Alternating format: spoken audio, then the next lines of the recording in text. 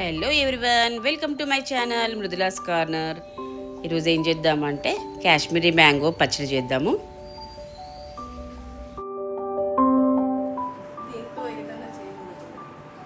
Kashmiri mango chutney.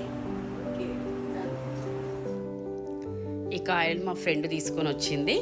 ఈ కాయలతో చేద్దాము. ఇవి కొబ్బరికాయలు, చాలా పెద్దగా ఉంటాయి, గట్టిగా కూడా ఉంటాయి అన్నమాట. కొంచెం స్వీట్ కట్టా మీఠా ఉంటాయి ఈ పండ్లు. అందుకనేసి దీన్ని నేను కాశ్మీరీ మ్యాంగో పచ్చడి చేద్దామని డిసైడ్ అయినాము. ఇప్పుడు దాన్ని ఏం చేస్తున్నామంటే మంచి కడిగి తూడ్చేసి పీల్ చేస్తున్నాం. వాటి పై పొట్టు తీసేసి దాన్ని చిన్న చిన్న ముక్కలుగా కట్ చేసుకుందాం. చాలా గట్టిగా ఉన్నాయి ఇవి కాయలు. పీల్ చేయడం కూడా చాలా కష్టమైంది. కట్ చేసుకున్న ముక్కలని ఎన్ని గ్లాసులు అయితే చూద్దాము. వీటిని మామిడికాయ ముక్కలని ఇప్పుడు నేనేం చేస్తున్నానంటే గ్లాసు కొంచెం నొక్కి పెట్టి ముక్కలని కొలుస్తున్నాం అనమాట.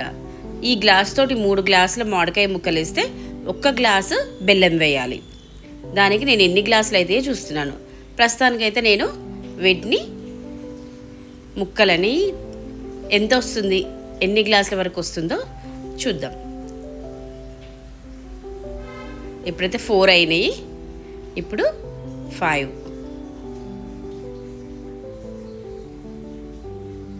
6, 6 గ్లాసులు మనకి ఈ ముక్కలైనవి. ఇప్పుడు ఏం చేద్దామంటే బెల్లము 2 గ్లాసుల బెల్లము వేసేసి కలిపేద్దాం ఇప్పుడు దీన్ని. ఇంకోటి ఏంటంటే మనకు ఒకవేళ టైం ఉందనుకోండి, 2-3 గంటలు ఈ బెల్లము మామిడికాయ వేసి కలిపి పక్కన పెట్టుకుంటే మంచిగా వాటర్ రిలీజ్ అయ్యి దాని లోపల నుంచి బెల్లం అంతా కరిగిపోయి ముక్క మొత్తం మెత్తగా పడుతుంది అనమాట. అట్లా కూడా చేసుకుంటే చాలా బాగుంటుంది, తొందరగా అయిపోతుంది.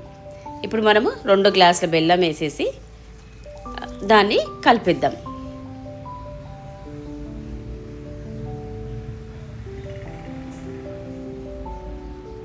తీసుకెళ్ళి ఇప్పుడు దీన్ని కడాయిని తీసుకెళ్ళి మన స్టవ్ పైన పెట్టి కొంచెం కలుపుతూ ఉంటే బెల్లము కొంచెం వాటర్ రిలీజ్ చేస్తుంది అనమాట, కరుగుతూ ఉంటుంది.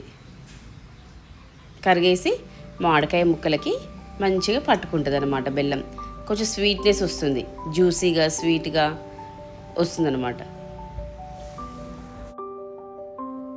చూసారా, కొంచెం వాటర్ రిలీజ్ అయ్యి ఆ ముక్కలన్నీ ఆ బెల్లం వాటర్లో ఉడుకుతున్నాయి అన్నమాట. మనం దీనికి వాటర్ అవన్నీ ఏమి యాడ్ చేయొద్దు. ఇది చాలా రోజులు మనం ఫ్రిడ్జ్లో పెట్టుకున్న బయట పెట్టినా చాలా రోజులు ఉంటుంది.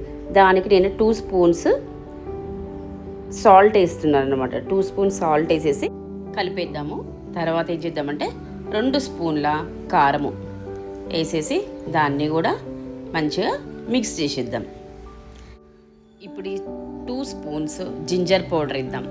దంచి పెట్టుకున్న కూడా మనము అల్లాన్ని ఉపయోగించవచ్చు, లేదంటే రెడీమేడ్గా జింజర్ పౌడర్ దొరుకుతుంది కదా, అది కూడా యూజ్ చేసుకోవచ్చు.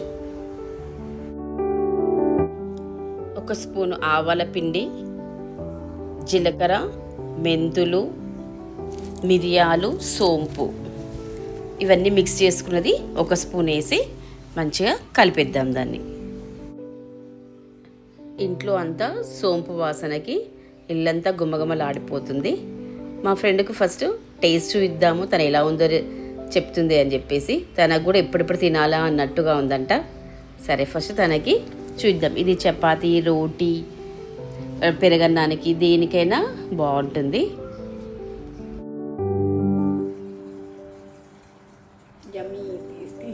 బాగుందా?